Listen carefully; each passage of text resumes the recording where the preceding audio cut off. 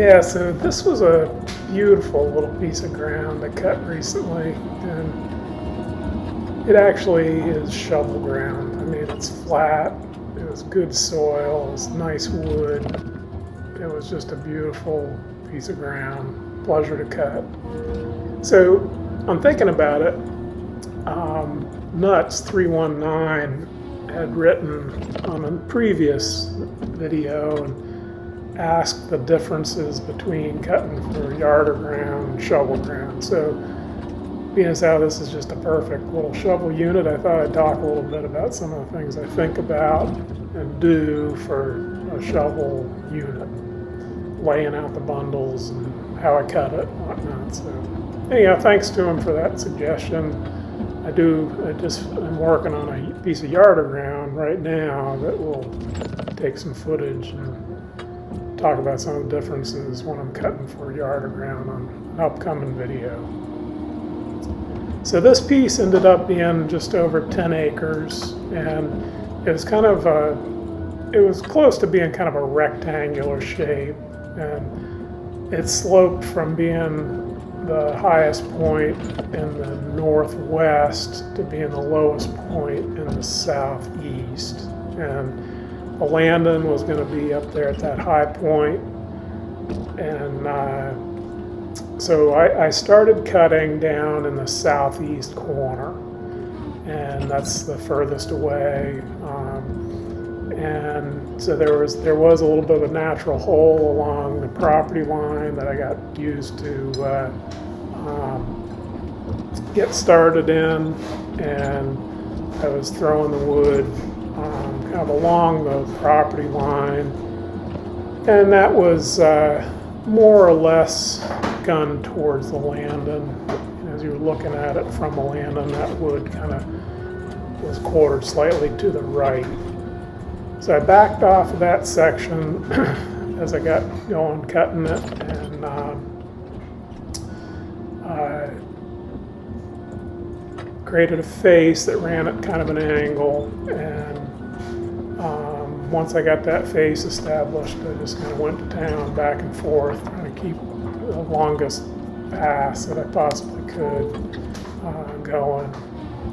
So midway up on that lower unit boundary, the line wasn't a straight line for the unit, and the line of timber kind of ran away to the south.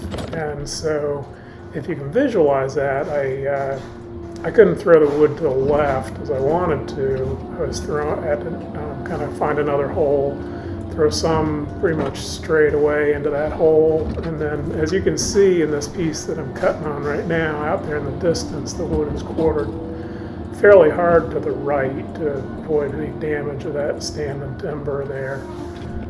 So as I'm pulling my way back, what I'm trying to do is basically create a uniform lead, and we've got wood going to the left, and down there at the bottom we've got wood kind of going, or actually down at the left, wood is going to the left, and to the right, it's going to the right.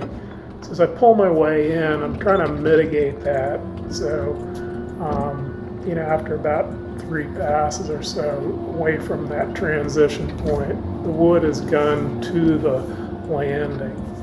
And in general, shovel operators like to have the wood quartered slightly to the left, because they can swing into the left. That gives them the best visibility. You can't always do that, but in general, that works best for them. So that's what I try to do. So this is just beautiful wood. Most of it was just the right size to single stem, which I enjoy. And the wood, there was some wood that was small enough to accumulate. So it was just a nice mix. And there was a lot of wood that was just absolutely perfect. Buncher wood. It's just buncher candy, there's no doubt about it. So it was fairly heavily stocked, and because of that, the bunches ran fairly big. And in general, I like to, with tall wood, and this was tall, it was running, I think, consistently about 2 logs, 1.5 to 2 logs, depending on the size. In general, on this, fairly, kind of delicate, it's not big wood, but it's not small wood, it's just perfect. But it's delicate, and so in general, I like to lay wood in parallel, on the bunch, on that pass that I've just completed, because by doing that wood will cradle it and cushion the blow on the most delicate part of the tree, that top piece, and keep it from breaking. But these bunches were so healthy, that it was too abrupt of a pile to fall into. So as you can see, I'm building my bundles in between the bundles of the pass that I just completed. So right in here, I'm at the upper end of one of my passes, if you can call it a cutting uphill. I mean, it's really, as you can see, it's pretty flat, but it did rise up here. So what I'm going to do, this is really important, it really helps me a lot on easy ground, but on tough ground too. And that, at the end of the pass, or the end of my face, what I'm going to do, I'm going to kind of ease over to the right, and you'll see I build bundles kind of closer to me, and I'm easing over back into the face, and then I'll cut beyond the stand. Sometimes that's easier said than done, but that's what I'm trying to do.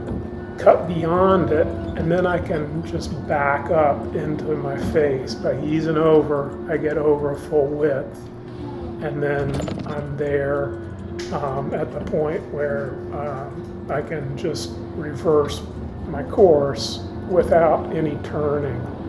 And that is a really important thing to do. It saves time, it minimizes soil disturbance, it really reduces wear on your undercarriage. You can pick a path, and avoid stumps and just kind of ease over rather than trying to turn.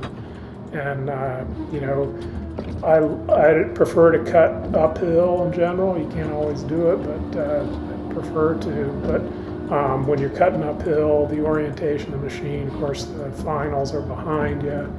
And so in this case, the finals are behind me. I'll just ease over, cut my way into the face until I've got a full swath, and then just reverse my course and back down the swath I go, kind of like cutting corn. So that's just a very important tool for the reasons I was talking about. And when you're on ground like this, it's pretty easy. It's funny, like when I was cutting this piece, I was wondering if I had like 1 million acres of this ahead of me, whether it would get monotonous. And I have to say, it might get monotonous, but I sure would like to find out, so if anybody's got 1 million acres of this they need cut, they can give me a jingle, and I'll tell them if it gets monotonous after, a few 100,000 acres. There's something about the motion of cutting that I just really enjoy. I love what I do, and when it's like this, when it's really pleasurable cutting conditions, it's just a hell of a lot of fun. That's just all there is to it. The machine is so well designed, so capable, and to swing into this, into your face, and to swing into your face and be lined up and grab your tree and swing back to your bundle and release it smoothly and efficiently. Something about that motion is just, it's very pleasing to me.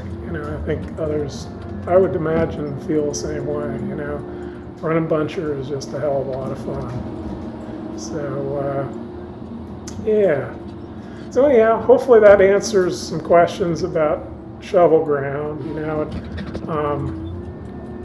Really, ideally, just like if you're cutting for a grapple skidder, ideally the bunches for a shovel would be a perfect grab where, the shovel operator could just swing, he has his grapples open, he's figuring his drop, and boom, he just reaches and grabs hold of the whole bundle and away he goes. Just like with a grapple skidder, if you can't get the full bundle, the stragglers will pull, and then you got to kind of like, tune it up when you come back to it. And that's less than ideal. But, then again, in a case like this, there's just so much wood going into a bundle. You just have to go with it. Some of the bundles will maybe be a couple grabs. So anyhow, there you have it. Hope it's interesting.